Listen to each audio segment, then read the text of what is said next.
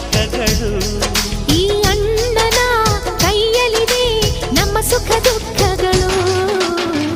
ಅಣ್ಣ ನಮ್ಮ ಅಣ್ಣ ಇವನು ನಮ್ಮ ದೇವನು, ಕೋಟಿ ಜನ್ಮ ಬಂದರು ಮರೆಯನು ನಮ್ಮನು.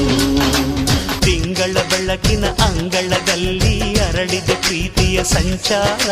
ದೇವರೇ ಬಂದರು ನಾಚಲೇಬೇಕು, ಸ್ವರ್ಗವೇ ನಮ್ಮಿ ಸಂಸಾರ. ನಮ್ಮೊಳಗೆ ನಮ್ಮೆದೆಯೊಳಗೆ ನಮ್ಮೆದೆಯೊಳಗೆ ಆ ಸಾವಿರ ಕನಸು ಇದೆ.